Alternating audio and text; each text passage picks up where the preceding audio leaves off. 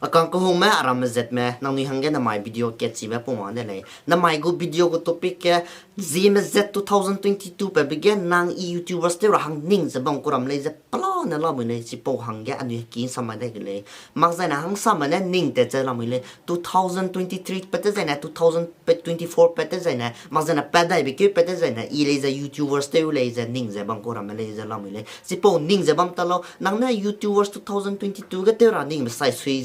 nó có tới chú dạy nè anh nuôi YouTube channel lấy ra năng tay cái là practice để bấm một lấy mặc ra nè nó hàng cái improve lấy bấm một lấy heaven rank tao đi lấy anh nuôi ZMZ lấy mình có 2022 bởi vì cái YouTubers để dạy nè anh nuôi 2023 để dạy nè anh nuôi success để bấm một lấy còn lúc đó năng lên ning bấm mà sai suy ra anh nuôi ZMZ làm lấy rằng con ning mà có YouTubers để là hàng ning mà có upload nè lo lấy còn lúc đó anh nuôi tay cái practice go mặc ra nè anh nuôi ning mà rồi nè tại chỉ là cái anh nuôi cái channel lấy ra success để mặc ra nè hàng sama YouTube ko lo ma na YouTube kena de gum mer kang hira mi ma na YouTube te ko sing mi hebe de gum channel la mi hebe ani hang sa ma ta na idea ke tu gore kan stu YouTubers te ule bru na idea ni ngai lu na ta ti zi gena ani YouTubers sa ma te te pelak se bam ne hebe rang to le ani ZMZ di tu bi sai sui ja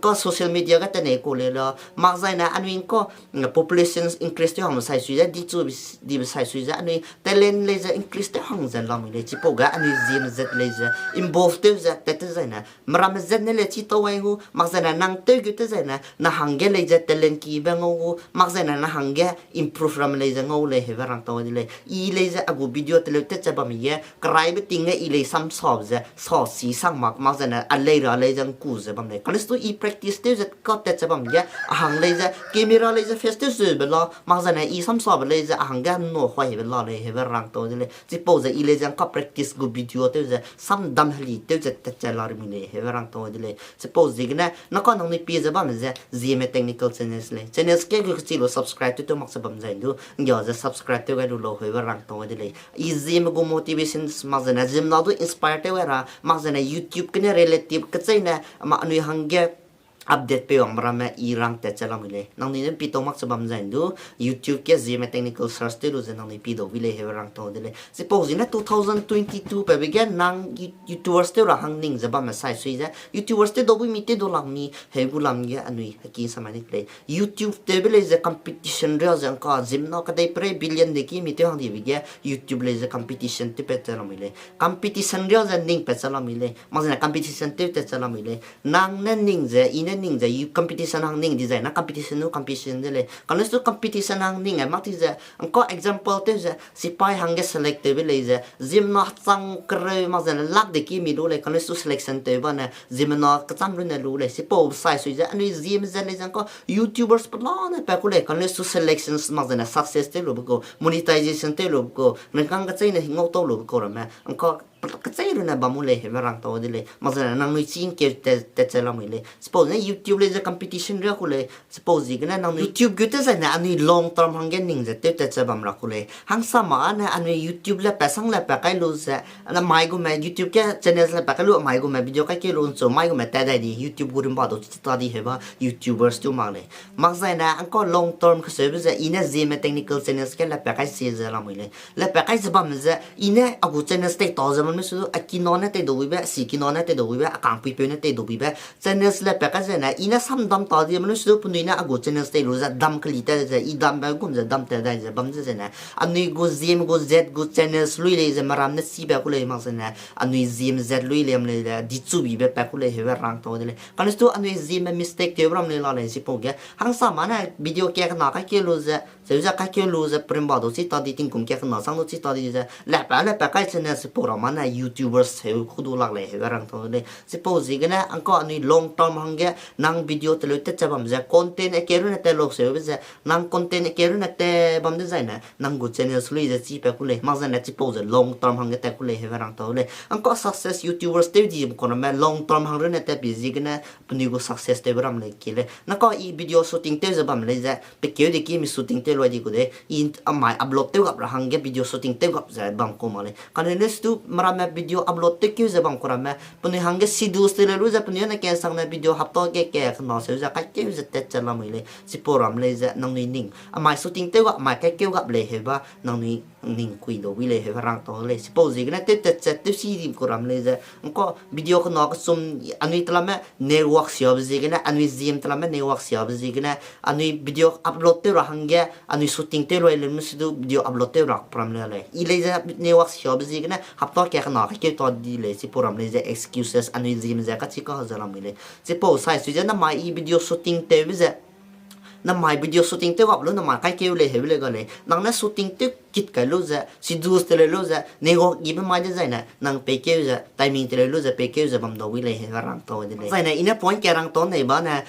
2022เป็นจะนะอันนี้กูวิดีโอกู quality มาจะนะนั่งแคมราฮัลโหลนั่งไม่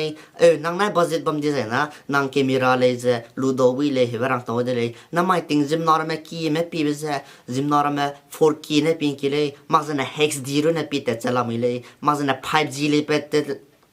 จะละไม่เลยมาจะนะจิมนอร์คีไม่ใช่ก็ 1080p ก็เลยนะปุ่นวิดีโอคุณลิทิ้งที่จะเลยนะปีนี้ไปสิกันนะอันนี้ฮัซิมจะมันลงเชื่อไปสิกันนะอันนี้กูคอนเทนต์อีสังจะมันสุดปีต่อดีบรามเลยจะละไม่เลยการนี้สุดนั่งตายแค่ capacity บัมจะนะแคมราระมามาจะนะนั่งกูวิดีโอคุณลิที่ระมาอีเดจะนะอีอูเลยเหรอรังตัวเลยการนี้สุดนั่งตายแค่กุมกู capacity ก็มาจะนะนั่งตายแค่กุมกู budget ก็มักจะนะนั่งตายแค่ smartphone บัมจะอีหลังมาเลย smartphone เนี่ยกับดูเลย starting กันนะนั่ง smartphone เนี่ยเตลูจะกับสุดจะนะนั่งหังแค่practice เตบเตอร์จะคับเตอร์ใจนะนางอีวุเลยเหรอรังตัวเลยนักก็อีคับเตอร์บัมจะอากูแคมรานะคับจะลาไม่เลยอีอัพโหลดเตบก็อากูวิดีโอคุณลิที่เลยก็ใจนักเกี่ยวบิเลมรำกุศนะอินก็แคมราเตจะบัมจะอีเลยจะ52,000 page กิลงหังเตจะอีเลยจะรู้จะสิบหกเตจะลาไม่เลยมันจะนะแต่ยังก็อีไลค์เลยมั่งเลยก็เลยแต่ยังมันจะ background เนี่ยปีดูวิเลยไอ้แกปาร์ดาแกใครวิเลยมันจะนะเพลย์แกก็บับพอยนะก็ใช่วิเลยนั่นสิวิเลยนะแกติเลยสิบหกจะอินก็ YouTube practice เตจะกันนะอากุมนะสแตนซังไม่รู้มาแคมราซังมันส่งส่งกันรู้จะอินก็วิดีโอคับจะลาไม่เลยสิบหกจะกันนะนั่งมีหังแกอากุมกู facilities ก็จะนะอากุมกู capacity กันนะที่สุดดูวิเลยเหรอรังตัวเลยการนี้สุดนั่งตายแกบอสบัมดีใจนะ2022กัน YouTubers เนี่ยเลยใจนะวิดีโอคุณลิที่ไรนั่งงูมันจะนะ content เนี่ยอีระนั่งงูเลยเหรอนั่งนี่ตั้งแต่ point ก็สุ่มเนี่ยรังตัวเลยมันจะนะ number 4 point เจะอินะรังตัวเนี่ยเป็นจะนะอันนี้ฮัซซิมจะ2022เป็นจะนะ YouTubers เนี่ยรังแกวิดีโอ motivation วิดีโออีเทเลวิสัยสุดจะอีรังอายุเลย suppose กันนะอันนี้ซิมจะเลยจะก็อุ้ยจังเป็นเนี่ย